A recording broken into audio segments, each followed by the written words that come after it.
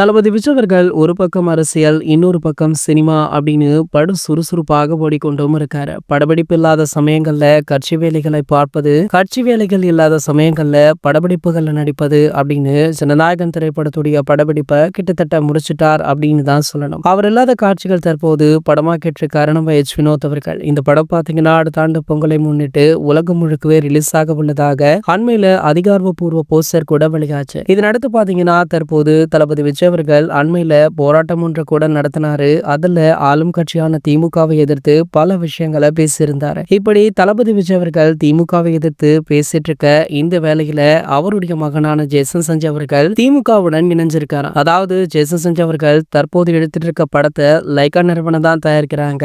லைகாவே ஒரு நிதி நெருக்கடியில இருக்காங்க. ஆகையால பாத்தீங்கன்னா இந்த படத்தை பாதி லைகா பாதி ஜேசன் சஞ்சய் அவர்கள் தயாரிக்கிறாரு. ஜேசனுடைய அடுத்த திரைப்படத்தை தற்போதே புக் பண்ண முடிவுல நம்ம உதயநிதி ஸ்டாலின் அவர்களுடைய ரெட் ஜெயின் மூவிஸ் இருக்காங்களாம். சோ ஜேசனுமே ரெட் ஜெயின் மூவிஸிடம் பேச்சுவார்த்தை நடத்திட்டு இருக்காராம். கூடிய விரைவிலேயே இதற்கான அறிவிப்பு கூட வெளியாக இருக்கா. என்னதான் ஜேசன் சஞ்சய் அவர்களுக்கு அப்பா தாத்தா அப்படின்னு இரண்டு சினிமா ஜாம்பவன்கள் இருந்தால் கூட தன்னுடைய சொந்த முயற்சியால தான் சினிமாவில முன்னுக்கு வர வேண்டும் அப்படின்னு சொல்லி ஜேசன் அவர்கள் தானாகவே அனைத்து முடிவுகளையும் எடுத்துட்டு இருக்காரு. இது போன்ற சினிமா செய்திகளை பற்றி நீங்க உடனே தெரிஞ்சுக்க நம்மளுடைய சேனலை மறக்காம சப்ஸ்கிரைப் பண்ணிக்கோங்க.